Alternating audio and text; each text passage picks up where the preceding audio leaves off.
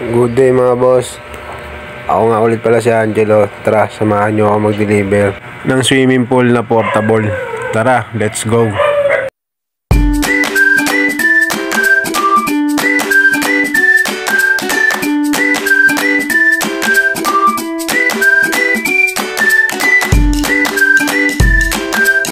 Ito na pala na setup na namin yung swimming pool.